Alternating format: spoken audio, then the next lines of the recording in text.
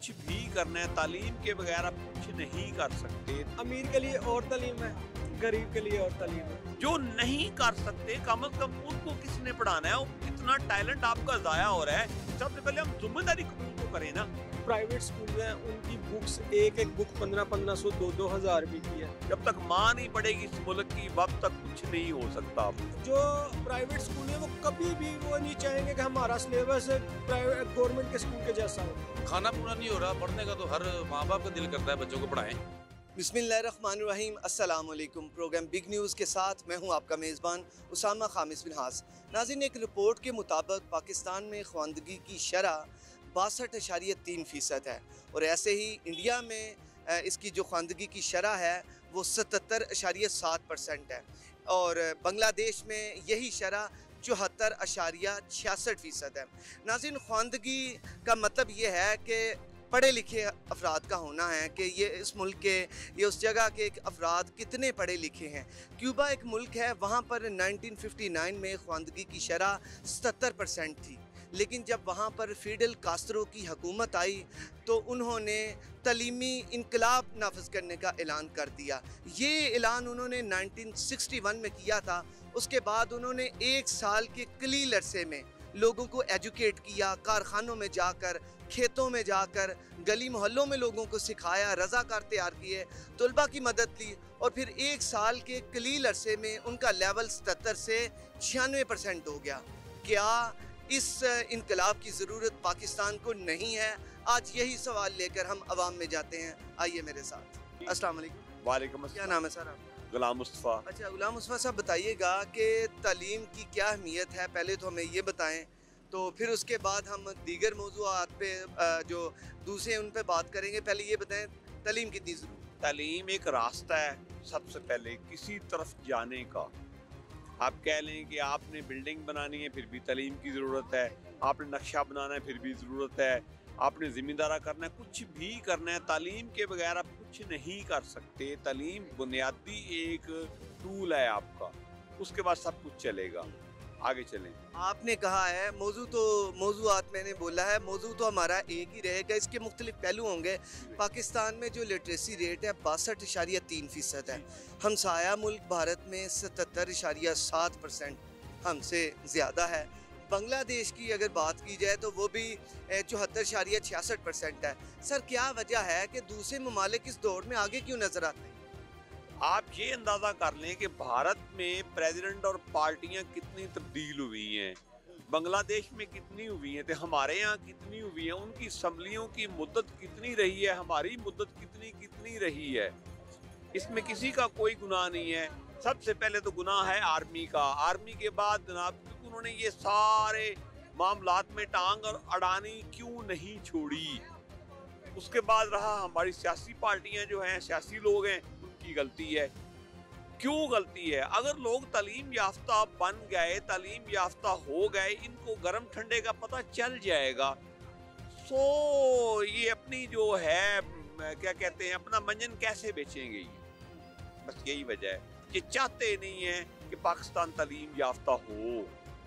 इस वक्त क्योंकि जो दौरे हाजिर चल रहा है, हम ये समझते हैं कि तालीम के बगैर कौम कुछ भी नहीं होती। हम नहीं समझते, पूरी दुनिया समझती, दुनिया ही समझती। हम एज नेशन, हम जो देखें, या जब सर सैयद अहमद खान साहब का वो दौर था, उस वक्त भी उन्होंने मुसलमानों की तालीम पर जोर दी थी और उस वक्त उन्होंने तब कह दिया था कि तालीम के बगैर हम कुछ नहीं है, हमें अपना जो लिटरेसी रेट है वो हाई करना होगा।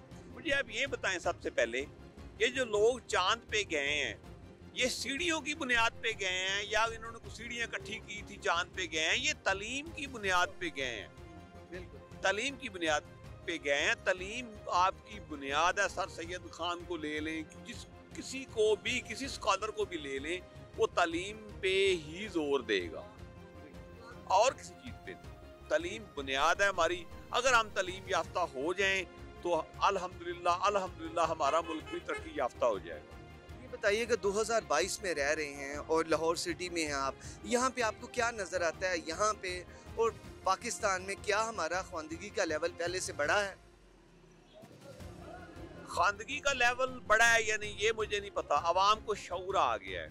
शऊर आ गए। आवाम को शऊर आ गया।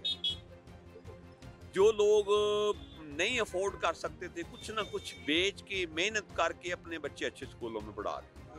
अच्छा, शहर की तो आप बात कर रहे हैं, अगर हम अपने जो विलेजेस एरिया हैं वहाँ पर आ जाएं तो वहाँ पर तो आज भी देखें लड़ाई झगड़े, ज़िम्मेदारों के, चौधरियों का मारना, चौधरियों का जो है वो गाय को स्कूलों में उन्हें वहाँ पर बांध देना, बच्चे रुल रहे हैं, ऐसा आज भी है। आपने बिल्कुल ठीक मुद्दा उठाया है, ऐसा नहीं है। पहली बात तो ये, मैं भी गांव से ताल्लुक़ रखता हूँ। मेरा मछाना गांव है, डिस्ट्रिक्ट कसूर का आखिरी गांव है, मैं वहाँ का रहने वाला हूँ।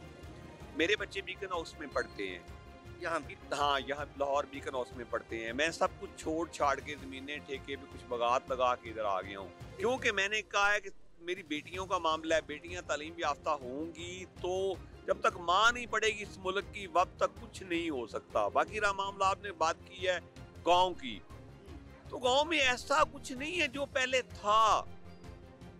ये जो इन्होंने निजाम चलाया ना पेफ वाला, वो जो स्कूल फी स्टूडेंट को गवर्नमेंट पैसे देती है, वो पेफ के स्कूल बने हैं, उससे खासे हालात बेहतर हुए हैं गांव में। और तालीम का जो पहले म्यार था अब उससे कहीं आगे आ चुका है, वो नहीं रहा गांव में। बिल्कुल ठीक है। महंगाई बढ़ी है, लोग ये भी एक इस्तेमाल करते हैं इस्तिलाह कि महंगाई है, तालीम महंगी है, तो क्या ऐसा नहीं होना चाहिए कि तालीम को कम से कम ग्रेजुएशन तक तो मुफ्त कर देना चाहिए इस मुल्क में? अगर हम चाहते हैं कि हमारी कौम का जो ख्वानदगी का लेवल है वो ऊपर आए, 100 तक आए, क्या हमें इमरजेंसी नहीं लगानी चाहिए तालीम? बेटे बात ये है, सबसे पहले ये हम जिम्मेदारी कबूल तो पहले करें ना। ये जिम्मेदारी है किनकी? ये अवाम की जिम्मेदारी है, हुक्मरानों की जिम्मेदारी है, या फौज की जिम्मेदारी है? ये जिम्मेदारी है किसकी? जो लोग अफोर्ड कर सकते हैं वो भी ठीक है, जो नहीं वो तो ठीक ही ठीक है। जो नहीं कर सकते कम से कम उनको किसने पढ़ाना है? इतना टैलेंट आपका जाया हो रहा है, सबसे पहले हम जिम्मेदारी कबूल तो करें ना। इसका जिम्मेदार कौन है? मैं जिम्मेदार हूँ, आप जिम्मेदार हैं, वो बच्चा कैमरे वाला जिम्मेदार है? कौन जिम्मेदार है इसका? हमारे यहाँ 3 सतून है पाकिस्तान के, एक अवाम है वो तो पिस रही है बेचारी, उसके बाद सियासी हजरात हैं वो आपके सामने हैं, उसके बाद तीसरी जो दुनिया है वो हमारी आर्मी है। मैं तो उनको भी बहुत शुक्रिया आपका। ये देखने वाले हैं बातें जो इन्होंने की हैं कि देखना होगा कि ये करना किसने है। हुकूमत को इस बारे यकीनन ये एक्शन लेने की ज़रूरत है, और ये इनकलाबी इक़दामात हैं जो कि कौम को, किसी भी कौम को उठाने के लिए किए जाते हैं। आइए आगे चलते हैं और लोगों से बात करते हैं। बेसिकली यहाँ पे तो ज़ीरो है, ठीक है। स्टैंडर्ड फर्स्ट स्टैंडर्ड से लेके बच्चे की एजुकेशन है ही नहीं। यहाँ पे अमीर के लिए और तालीम है, गरीब के लिए और तालीम है, ठीक है। जो अमीर का बच्चा है वो तो समझ लें कि वो पढ़ा है, जो गरीब है वो नहीं बच्चा पढ़ सकता यहाँ पे इस मुल्क में आजकल के दौर में, ठीक है। सर उसकी वजूहात क्या है? उसकी वजूहात है महंगाई, बुक्स, ठीक है। यहाँ पे जो प्राइवेट स्कूल हैं उनकी बुक्स एक बुक 1500 2-2 हज़ार रुपये की है। जो प्राइवेट है, जो गवर्नमेंट के हैं वो सस्ती है, पर वो वहाँ पे एजुकेशन नहीं है, तो टीचर आते नहीं, टाइम पे नहीं आते, लेट आते हैं, पढ़ाते ये भी मामला यानी जो अगर हम बच्चे नहीं पढ़ते उसकी ये भी यही वजूहत है कि जो बच्चे ऐसे जो गरीब ख़ानदान से ताल्लुक़ रखते हैं, गरीब घराने के, वो जो अमीरों के स्कूल हैं उधर नहीं जा सकते। ये तकसीम हो गई है। इसी वजह से तो कह लो कि बच्चा उसका इंटरेस्ट ही नहीं है पढ़ने में भी, जब उसको एजुकेशन ही नहीं सही, क्लास का डिफरेंस भी है, बोलने का डिफरेंस भी हो जाएगा, इसलिए वो फिर सोसाइटी को मेंटेन नहीं कर सकता, बच्चा फेस नहीं कर सकता। गरीब का बच्चा वो 100 में से कह लो कि 5% बच्चे होंगे जो अपनी बलबूते पे पढ़ के गरीब का बच्चा ऊपर आएगा, 5%। वो ये हिसाब नहीं है कि वो 90% गरीब का बच्चा ऊपर आ रहा है, 10% अमीर का आ रहा है, ऐसा कोई नहीं है। अच्छा सर, बांग्लादेश में जो शरह ख्वानदगी है वो हमसे ज़्यादा है, वहाँ पर 74.66% है, हमारी 62.3 है। कितना फ़र्क? बेसिकली वहाँ पे एजुकेशन है, वो फर्स्ट प्रायोरिटी वहाँ पे एजुकेशन है। क्यों बांग्लादेश हमसे बाद में आज़ाद हुआ, हमसे आगे निकल गया? बेसिकली आप इंडिया में देख लें, पाकिस्तान 70%, हाँ, वो सबसे ज़्यादा अपना जो है ना सरमाया उसमें लगाते हैं, एजुकेशन में, ठीक है। अपना सबसे ज़्यादा बजट उनका एजुकेशन में है, इसलिए वो कौमें आगे निकल गई हैं। हालांकि भारत और हम पाकिस्तान एक इकट्ठे ही साथ हुए हैं ना, वो एक जैसा ही है। जो है ना, सिर्फ डिफरेंस हमारा मज़हब का है और इसके अलावा कुछ रस्म रवाज का है। बाकी बरिस की पाको इन तो इकट्ठे रस्म रिवाज भी हमारे सेम ही है, पर ये कि वो कहाँ पे चले गए, सिर्फ एजुकेशन का डिफरेंस है और कुछ भी नहीं है। एजुकेशन का डिफरेंस है ना, बांग्लादेश हमसे आ गया, एशिया के जितने ममालिक आप उठा के ले लें हमसे आ गई हैं, सिर्फ एजुकेशन का डिफरेंस। आज भी आप ना यहाँ के एक बच्चे को, किसी को एमए वाले को पकड़ लें, उसको इंग्लिश नहीं बोलनी आती होगी, वहाँ के आप मैट्रिक के बच्चे को भी ले लेंगे ना, हालांकि मैट्रिक छोड़े, फर्स्ट सेकंड स्टैंडर्ड के बच्चे वो भी आपसे इंग्लिश में टॉक कर रहा होगा। ये इनकी बात दुरुस्त है। नाज़रीन, जब हम टीवी स्टेशन इंडिया के जब हम लगाएं तो वहाँ पे उनके हालांकि वो डांस प्रोग्राम हैं या दीगर जो ड्रामे हैं उनमें भी देखा जाए तो नज़र आता है कि वो इंग्लिश में बात करते हैं, लेकिन यहाँ पर जो इन्होंने बताया कि एमए पढ़ा हुआ है वो भी सही से इंग्लिश नहीं बोल सकता। ये देखना होगा। गो हमारी जो कौमी ज़ुबान है उर्दू है, पहले उस पर गिरफ्त करनी चाहिए, फिर इंटरनेशनल लैंग्वेज पे भी अबूर हासिल होना चाहिए। आप, मैं ये नहीं कहता कि इंग्लिश में ही होना चाहिए, पर एक आप अब ये इंग्लिश जो है ना हमारे इंटरनेशनल, मतलब एक फॉर्म इंटरनेशनल लैंग्वेज। आपने जहाँ पे भी जाना है आपने इंग्लिश में बात करनी है, इंग्लिश में परफॉर्म करना है, कहीं इंटरव्यू में जाना है वो भी आपने इंग्लिश में परफॉर्म करना है। ठीक है सर, बताइएगा पाकिस्तान में वज़ीर आला थे जो अभी परवेज़ इलाही साहब हैं, इनका एक पहला वक्त था, उस वक्त एक तालीमी इमरजेंसी सी नाफिज हुई थी जिसमें आप देखें कि उन्होंने निसाब को, तालीम को मुफ्त कर दिया था और तालीम फैली। क्या ऐसा नहीं होना चाहिए? भी हुआ था, इमरान खान के दौर में भी एक वक्त दौर आया था, इमरान खान ने इस पे बहुत प्रायोरिटी से बात की थी कि जो अमीर का बच्चा पढ़ रहा है वही गरीब का बच्चा पढ़ेगा। इस निसाब फर्स्ट से लेकर 10th स्टैंडर्ड तक एक ही होगा, एक सिलेबस होगा। पर वो मुझे कुछ दिन दिखा है, कुछ दिन, मैं भी कहूँ कुछ दिन दिखा है, पर उसके बाद जो ही वो गवर्नमेंट गई फिर वो ऐसे ही हो गया। भाईजान, जो प्राइवेट स्कूल है वो कभी भी वो नहीं चाहेंगे कि हमारा सिलेबस प्राइवेट गवर्नमेंट के स्कूल के जैसा हो। वो कहेंगे जाहिर सी बात है, हम होना आप क्या चाहिए, मुझे हल इसका बताएं। होना ऐसा ही चाहिए कि जो फर्स्ट स्टैंडर्ड से लेकर 10th स्टैंडर्ड तक एक जैसा निसाब होना चाहिए, उसमें जरा पर भी होना नहीं चाहिए। और तालीम मुफ्त होनी चाहिए। तालीम मुफ्त, बल्कि हाफ होनी चाहिए, मुफ्त नहीं कह सकते, जो हमारे मुल्क के हालात ऐसे नहीं है कि मुफ्त दे दें। ये बोन ऑफ कंटेंशन है, रीढ़ की हड्डी है। बहुत शुक्रिया आपका, ये हमारी रीढ़ की हड्डी है। अगर ये तालीम पाकिस्तान को मास्टर तक भी मुफ्त दी जाए तो मैं समझता हूँ कि ये बहुत बड़ा इस कौम पर एहसान होगा। एक और ये नौजवान मौजूद हैं, से बात करते हैं। अस्सलाम वालेकुम। वालेकुम। क्या नाम है आपका? बिलाल। बिलाल साहब, कौन सी क्लास में? मैं पढ़ता नहीं हूँ। पढ़ते ही नहीं? नहीं पढ़ता था, नहीं पढ़ता। सर 2022 है, आपने तालीम छोड़ दी। महंगाई बहुत थी। महंगाई तालीम को क्या कहती है भाई? बस माशाल्लाह कपड़े पहने, अच्छे शूज पहने, बस वैसे ही। मास्क भी आपने पहना है। आपको पता भी है कि ये कोविड आया और इसके अलावा स्मोक का मामला है, आपने इतनी आप में अवेयरनेस है कि आपने मास्क पहनना है, तो लेकिन तालीम क्यों छोड़ी? बस वैसे, और दिल भर गया था। आपको पता है कि हमसे जो दूसरे ममालिक हैं वो पाकिस्तान से आगे हैं, तो हमें भी तो तरक्की करनी चाहिए। हमारे हुक्मरान ही ऐसे हैं, आगे किधर हमने तरक्की कर दी है। भाईजान, हुक्मरानों को आप तालीम से उनकी सोच को मात दे सकते हैं। अगर उनकी सोच गलत है, आप इल्म हासिल करें, ज़्यादा से ज़्यादा तालीम हासिल करें। आप भी ईवान में जाके बैठें, MPA बने, MNA बने, उन्हें बताएं कि मैं पढ़ा लिखा नौजवान हूँ, मैं चेंज करूँगा मुल्क को। नहीं, ये सोचा नहीं। और MPA क्या बनना है यार, हमने जो से बने वो जलील हो रहे हैं, हमने क्या बनना है? लेकिन आपने तो नहीं होना। नहीं तो आगे उनकी एक अपनी सोच है, आपने अपनी जनरेशन को लेके चलना है। बस अब जनरेशन को लेके चलेंगे। जो सी कौन सी क्लास से छोड़ा था? 8 क्लास से। यार इसे आप पढ़ो, दोबारा कोशिश करो। कोशिश बिल्कुल इसमें होना चाहिए।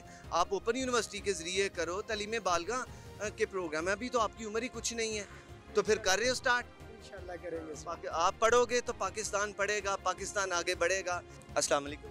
क्या नाम है सर? आसिफ जी। अच्छा आसिफ साहब, बताइएगा पाकिस्तान में ख्वानदगी की शरह 62.3% है। 74 साल हो गए हैं, हमसे जो हमसाया मुल्क है उसकी 77.7% है। हम क्यों पीछे हैं? हम इसलिए पीछे जी, मुल्क के हालात देखें, लोगों का खाना पूरा नहीं हो रहा इधर। तो गवर्नमेंट अपने ही पेटों पे हाथ मार रही है। महंगाई इतनी है अवाम अपने बच्चों को क्या पढ़ाए? खाना पूरा नहीं हो रहा, पढ़ने का तो हर माँ बाप का दिल करता है बच्चों को पढ़ाएं, अच्छे स्कूलों में दाखिला लेके दें, लेकिन वसाइल ही नहीं है इतने। हमारा मुल्क तो पीछे जा रहा है आगे के बजाय, तो अवाम ने भी पीछे ही जाना है आगे के बजाय। जब मुल्क पीछे जा रहा है तो लोगों के पास तलीम की कमी है, क्योंकि हमारा मुल्क के बादशाह ही जाहिल है, सीधी सी जो बात है, पढ़े लिखे जाहिल है। मुल्क बहुत गरीब होता जा रहा है, अवाम के तो खाने के लिए पैसे नहीं है, बहुत जो महंगाई आपने बता रहे हैं कि ये इशू है जी, बहुत बड़ा इशू है जी। क्योंकि जब लोगों के पास पैसे नहीं होंगे तो बच्चों को क्या पढ़ाएंगे? वो गवर्नमेंट स्कूलों में दाखिल कर दें, कभी किताबें नहीं है, कभी वो नहीं है, कभी ये है, कभी वो है। प्राइवेट स्कूल में तलीम तो है, लेकिन वो पैसा नहीं है अवाम के पास। तालीम आप क्या समझते हैं, सस्ती होनी चाहिए या मुफ्त होनी चाहिए? तलीम मुफ्त होनी चाहिए। ये तो मुल्क तो तरक्की करे, हमारा मुल्क अल्लाह करे इसको तरक्की मिले। मुल्क तो हमारा सोना है, लेकिन लोग ऊपर बैठने वाले सही नहीं है। तलीम मुफ्त होनी चाहिए। क्या आप समझते हैं कि अगर हमारे मुल्क का जो लिटरेसी रेट है 100% पर आ जाए तो हमारे ये जो मसाइल हैं ये हल हो जाएं? बिल्कुल हल हो सकते हैं जी। सर कैसे हल होंगे ये भी ज़रा हमारे नाज़रीन को बताएं। सर जी देखिए, जब आपके मुल्क में कारोबार अच्छा होगा, रुपये की कदर होगी। रुपये की तो कदर ही नहीं है। यहाँ पे 15-15 हज़ार रुपये पे सेलमैन काम करते हैं, 15 हज़ार रुपये का किराया आने जाने का लग जाता है। वो क्या खाएंगे, क्या पिएंगे, क्या पढ़ाएंगे बच्चों को? अगर रुपये की वैल्यू हो, तरक्की करे मुल्क, रुपये की वैल्यू हो, महंगाई कम हो, तो पढ़ाई जो है ना, फिर पढ़ाई का फायदा है। अब लोगों को अपनी पढ़ी हुई है, पढ़ाई क्या करेंगे? अब बच्चों का नुकसान हो, बहुत बड़ा, नई नस्ल का बहुत नुकसान हो रहा है। अच्छा सर, ये इसमें एक क्लास डिफरेंस भी आ जाता है। जो लोग ये समझते हैं, बल्कि होता भी ऐसा ही है कि जो अच्छे स्कूल होते हैं उनका तालीमी मयार बहुत होता है, जो असातिज़ा हैं वो अपने स्टूडेंट्स पर बहुत तवज्जो देते हैं। बात पता है क्या, देखें जी, गवर्नमेंट स्कूलों से अच्छे स्कूल कहीं भी नहीं है। प्राइवेट स्कूलों में तलीम ज़रूर है, लेकिन फाशी बहुत है। बच्चों को जब आप छोटे बच्चों को आप तलीम देने के लिए वहाँ भेजते हैं, आपकी भली बात है, टच मोबाइल हर बंदे ने पकड़ा हुआ है। वो टीचरें और जो टीचर होते हैं वो तो टच मोबाइल के कभी इधर बातें कर रहे थे, कभी किसी का लगे होते हैं, कभी कुछ देख रहे हैं, एक दूसरे के साथ बातें कर रहे हैं। फाशी वाली बच्चे क्या तलीम को यानी कि लेंगे? इसके लिए ज़रूरी है कि स्कूलों में, प्राइवेट स्कूलों में भी एक चेक एंड बैलेंस का सिस्टम होना चाहिए कि भाई तलीम के साथ साथ जो टीचर हैं, स्कूल की इंतज़ामिया है, उनके ऊपर बाकायदा इनकी जो है ना गिरफ्त होनी चाहिए कि भाई ये बच्चों को क्या आप सिर्फ पढ़ा रहे हो, बेसिकल में जो आपका जो अमल है आप टीचरों का, वो ठीक नहीं है। लेकिन देखें, हमारा मुसलमान मुल्क है, टीचरें प्राइवेट स्कूलों में पैंटें पहन के आ रही हैं। ये बात दफ्तरों के लिए तो अच्छी हो सकती है, आज़ाद मुल्कों के लिए, रोशन ख्यालों के लिए, लेकिन हमारा मुसलमान मुल्क है, हमारी बच्चियाँ बच्चे फिर ये क्या वो भी वही कोई ड्रेस कोड होना चाहिए। बिल्कुल बिल्कुल, कोई ड्रेस कोड, कोई इनके ऊपर चेक एंड बैलेंस का सिस्टम होना चाहिए। खाली अब यूनिवर्सिटियों का हाल देख लें आप, पढ़ाई से निज़ाम ठीक नहीं होना सब, जब तक आप अपना जो प्रैक्टिकल है ना वहाँ टीचरों का एक चीज़ भी मेरा ख्याल है उसी में आ जाएगी कि जब बच्चे पढ़ेंगे, इस्लामी तालीम भी लेंगे, फ़नी तालीम भी लेंगे, साइंसी तालीम भी लेंगे, सारी तालीम लेंगे, उसमें तालीम देने वाले हैं उनका किरदार अच्छा होना चाहिए। जब वो पढ़ेंगे तो वो खुद फर्क कर लेंगे कि इस्लाम क्या कहता है। बिल्कुल, लेकिन ये पढ़ने से आएगा। लेकिन बच्चे को जब आप तालीम दे रहे हैं तो वहाँ पे उसको तालीम देने वाला ही ठीक नहीं है, वो चाहे आलम क्यों नहीं है, उसके पास तालीम तो बहुत है, अमल नहीं है। अमल से जिंदगी बनती है, जन्नत भी जहन्नम भी। हमारे सबसे बड़ा मसला ये भी है कि यहाँ पे सबके पास अमल, किसी के पास नहीं, तालीम हर बंदे के पास है, अमल कोई नहीं करता है, अल्लाह की तरफ कोई नहीं जाता। सिर्फ आजकल सबसे बड़ी वजह यही है। आपका शुक्रिया जी, आप मुझे हल बता दें। आप सर, हल यही है हमारे मुल्क का कि हुक्मरानों को सोचना चाहिए, मुल्क के हालात बहुत ख़राब हो रहे हैं। तलीमी इमरजेंसी की ज़रूरत है। बिल्कुल ज़रूरत है, लेकिन तलीमी इमरजेंसी तब भी हो सकती है ना जब मुल्क के हालात ठीक हो गए, खाने की पड़ी हुई लोगों को पैसा वाफर होगा लोगों के पास, तो बच्चों को भी स्कूल भेजेंगे ना। अब तो खाने पीने का ये मसला सर, वो तो खाने पीने के मामला तो सियासतदानों के हैं। क्या सियासतदान ये ना बेहतर हो कि बच्चों को तालीमी राह पे गामजन करें, चाहे अपने महाजों पे वो जो मर्जी करें। गवर्नमेंट स्कूलों में जो है ना तालीम मुफ्त करें, इनको स्कूलों में चेक एंड बैलेंस हो, उनको अच्छे टीचर भर्ती करें। गवर्नमेंट स्कूलों में बड़ी अच्छी तालीम है, हम खुद गवर्नमेंट स्कूल में पढ़े हैं। प्राइवेट स्कूलों में बिल्कुल वो है तालीम, लेकिन वही तालीम गवर्नमेंट स्कूलों में क्यों नहीं हो सकती? गवर्नमेंट टीचर भर्ती करें, सियासतदान है जो पार्लियामेंट है, ये इतना बड़ा दायरा है महकमा तालीम, ये सिर्फ तवज्जो क्यों नहीं देते? हमारा मुल्क हीरा है, हर तरह के इधर आवाम आबाद है, अच्छे हीरे बंदों को क्यों नहीं अच्छे बंदों को मेरिट पर सिलेक्ट करते? बहुत शुक्रिया जी आपका। ये इन्होंने बड़ी प्यारी बात की के हीरों को तलाशना चाहिए। इस मुल्क में बहुत सारे गौहर हैं, लेकिन उन्हें तराशा जाएगा तो यही लोग काम आएंगे, और ऐसा होना भी चाहिए। आगे चलते हैं और लोगों से बात करते हैं। जी अस्सलाम वालेकुम। वालेकुम क्या अस्सलाम। नाम है आपका? मुदस्सिर। कौन सी क्लास में पढ़ रहे हैं? मैं 10th। 10th में। अच्छा मुदस्सिर भाई बताएं, आप खुद स्टूडेंट हैं, तो किस कदर ज़रूरी है तालीम हमारे मुल्क के लिए? आपने अभी तक क्या क्या आपकी फाइंडिंग है?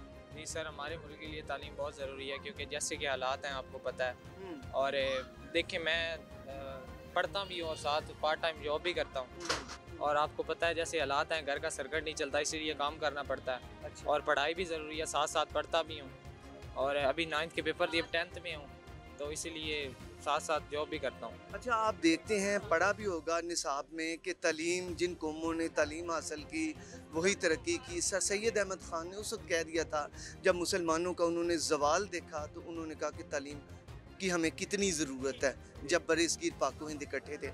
अब आप जब देखते हैं कि आपकी उम्र के लड़के मुख्तलिफ़ दुकानों पर, ऑटो वर्कशॉप है, वहाँ पर काम कर रहे होते हैं बग़ैर तालीम के, क्या उन्हें ज़रूरत नहीं है तालीम की? जी ज़रूरत है, बिल्कुल ज़रूरत है। यकीन माने यहाँ पे वो लड़का आता है एक छोटा सा, वो ना ये लच्छे सेल करता है। उसको अच्छा। देख के वो हमें बताता है भाई मेरे घर के हालात इस तरह हैं। वो गांव से इधर अकेला आया हुआ है, नानों के घर रहता है, यहाँ पे वो लच्छे बेचता है। वो कहता है मुझे बड़ी शौक है पढ़ने का, लेकिन वो मेरे घर वाले कहते हैं काम करो, क्योंकि उसका कोई और भाई नहीं है। उसका अप्पू भी फौत हो गया, इसीलिए वो इधर काम करता है खुद बेचारा। वो पैसे कमाता है, लच्छे बेचता है, 20 रुपये का एक लच्छा, इसीलिए वो वही पैसे कमा के घर लेके जाता है। इसी से उसका घर का सर्कल चलता है। उसका भी तो दिल करता मैं पढ़ूँ, वो क्यों नहीं पढ़ा? वो बस उनके घर के हालात की वजह से। आपको पता जितनी महंगाई है। अच्छा, मुझे ये बताइएगा कि बाज़ बच्चे स्कूल जाने से या पढ़ने से बेजारी का इजहार करते हैं, यानी कि कहते हैं नहीं हमने पढ़ना। आप एक स्टूडेंट है, आप क्या समझते हैं उसकी क्या वजह हो? जी हमें इंशाल्लाह बिल्कुल पढ़ना चाहिए ये, क्योंकि पढ़ने से ही आगे कुछ पढ़ेंगे तो कुछ बनेंगे, नहीं तो आप क्या बनना चाहते हैं? मैं इंशाल्लाह मैं बनना चाहता हूँ एडवोकेट। एडवोकेट। जी तो एडवोकेट बन के तो सच की एडवोकेसी करेंगे या झूठ की? नहीं, इंशाल्लाह सच की सच की। इंशाल्लाह सच की। बहुत शुक्रिया। जी नाज़रीन, आपने देखा कि हमने यहाँ पर लोगों से बात की, तो बात यह है कि जो जिन कौमों में लिटरेसी रेट ज़्यादा होता है वही तरक्की पाती हैं, ये इसका क्रक्स था। और अगर आप चाइना की बात करें, जो कि इस वक्त सुपर पावर की हैसियत हासिल कर चुका है, वहाँ पर इसका जो लिटरेसी रेट है वो 96% से अबव है। तो यहाँ पर देखना ये होगा कि हमारे मुल्क में क्यों ऐसे मामलात हैं, लिटरेसी रेट क्यों नहीं बढ़ पा रहा, और ज़्यादातर जो तवज्जो देने वाली जगह हैं वो हमारे विलेज एरियाज़ हैं, जहाँ पर आज भी देखा जाए तो लिटरेसी रेट कम है। ज़रूरत इस अमर की है कि ज़्यादा से ज़्यादा स्कूल्स, कॉलेजेस और यूनिवर्सिटीज़ का क़याम और फ़नी तालीम भी दी जाए, ताकि मुल्क ज़्यादा से ज़्यादा तरक्की करे। यहाँ पर अपने मेज़बान उसामा खामिस बिन हास को दीजिए इजाज़त। अल्लाह हामिद नासिर।